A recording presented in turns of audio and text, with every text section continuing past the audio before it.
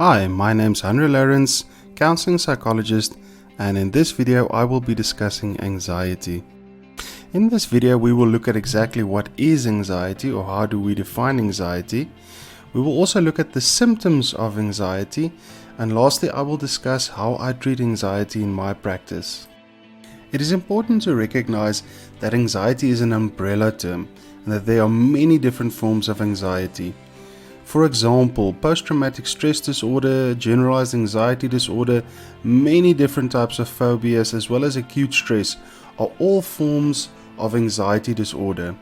It is therefore very important that if you feel you are struggling with anxiety, to speak to a professional such as a psychiatrist or a psychologist to find out exactly which type of anxiety you are struggling with.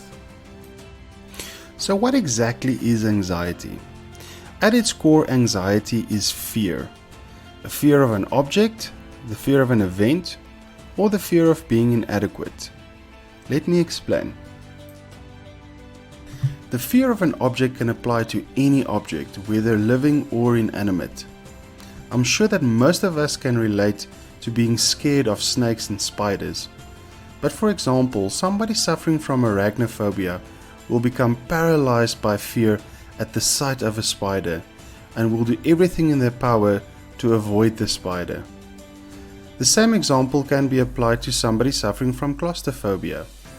They will become extremely anxious in confined spaces such as elevators, and once again will do everything in their power to avoid such spaces. These are all examples that illustrate the fear of an object. The fear of an event relates to death and serious injury. What I mean by this is somebody that's experienced an event where they could have died, or maybe where they could have been injured quite severely, could develop an anxiety disorder such as trauma or post-traumatic stress disorder. In other words, the fear or the anxiety is solely centered around the event that they experienced. Examples of such events could be a soldier living through a war, perhaps a family that's experienced a home invasion, or maybe a person that's been in a serious car accident. So for example, a soldier living through a war might become very sensitive to loud noises and become paralyzed by fear if they hear a loud bang.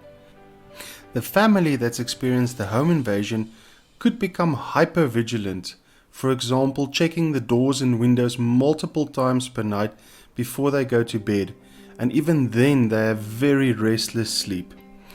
And in the case of a car accident, someone who's been through such an event might become very fearful and avoid things such as cars.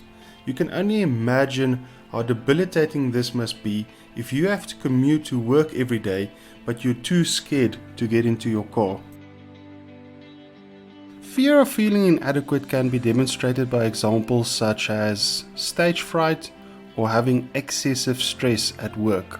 In both these examples, the individual has a task to perform, but could have fear or anxiety that they are not good enough or inadequate to perform this task. A very common fear is that of giving a speech. Although the event is tied up within the fear, the source of the fear is the person performing a task and feeling anxious that they are inadequate to perform such a task. Then another example of feeling inadequate is stress at work. Now, believe it or not, there is something like good stress and bad stress. If we didn't have a little bit of stress in the mornings, we wouldn't bother showing up on time for work, or we wouldn't bother having the kids ready for school. However, stress can sometimes be dysfunctional. In other words, your stress levels can rise to such a point that it is bad for you.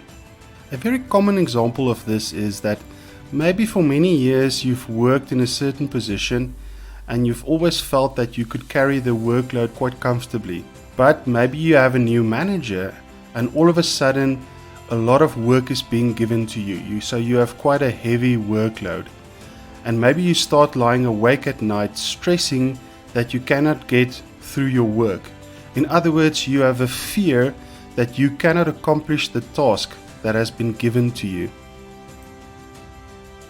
As we have seen up until now, there are many different forms of anxiety, and I would like to remind everybody that if you feel you are suffering from anxiety, to please speak to a professional. However, in this video, I wanted to discuss 8 of the most common symptoms of anxiety. So for example, somebody suffering from PTSD might associate with all 8 of these symptoms, while somebody suffering from excessive stress might only relate to some of the symptoms. A good indication of anxiety is when somebody feels stressed or anxious all the time. And as we've mentioned before, all of us has anxious or stressful moments during the day or perhaps the week, but somebody suffering from anxiety would feel anxious all the time. Another symptom of anxiety could be feeling irritated more than usual. We can also add getting angry more than usual. Once again, all of us gets angry or irritated sometimes. But the important thing is that this must be more than usual or out of character for the person. A good example would be that somebody gets angry or irritated with small things that would never in the past have bothered them. Another symptom of anxiety is feeling panicked or feeling on edge, or maybe having the sense of dread that something bad is going to happen at any second. A good example of this feeling would be that I'm sure most of us can relate to having the feeling that an intruder is in our house or in our backyard.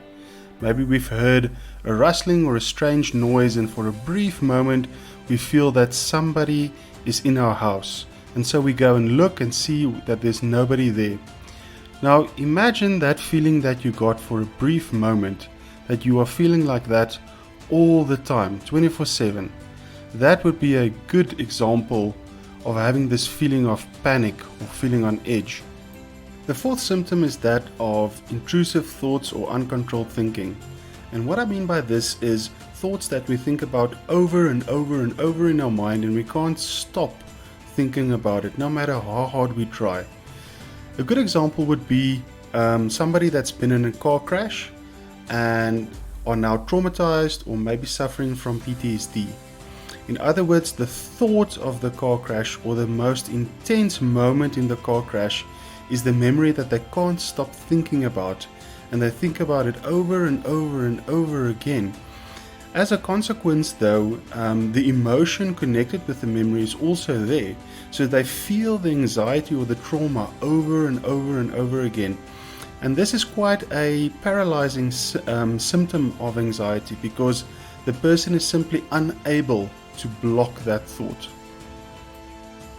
Having difficulty concentrating or focusing is another symptom of anxiety. Feeling stressed or anxious all the time is very tiring on your mind and your body. And so people suffering from anxiety find it difficult to focus on the task in front of them. For example, someone feeling stressed out or overwhelmed by their work becomes so anxious that they can only focus on their feeling of anxiety, and so they don't have the energy to get through the work in front of them. Another symptom of anxiety is a lack of sleep. As you can imagine, feeling stressed or on edge all the time would prevent you from getting proper sleep. People suffering from anxiety also often report that they have nightmares and that they wake up in the middle of the night and then they can't fall asleep again. A common symptom of anxiety is a change in appetite. Most people report a loss in appetite when they're feeling anxious. The opposite, however, can also be true. Sometimes people report a gain in appetite. For example, what we might refer to as stress eating. What we have to remember is that anxiety is a very negative feeling, and in order to feel good in the moment, people will turn to food. Food is a pleasurable activity, and in this case we can view it as almost like an antidote to feeling anxious or feeling bad. There are several physical symptoms that's associated with anxiety. These include headaches, dry mouth, hot flushes, sweating profusely, shaking, a fast heartbeat, heavy and fast breathing, as well as abdominal and stomach discomfort. And then of course this all culminates in just a general sense of low energy. Now, these physical symptoms by themselves cannot be an indicator of anxiety. we have to examine and include some of the symptoms that we have discussed in this video. So for example, let's imagine that somebody gets a lot of headaches all the time out of the blue. That is not an indicator of anxiety. However, if this person is experiencing a lot of stress at work and now getting these headaches and perhaps chest or shoulder pains, we can make a good case for anxiety. Let's use another example. Let's say somebody all of a sudden starts sweating profusely, their heart is beating fast. We don't know what causes that physical symptom.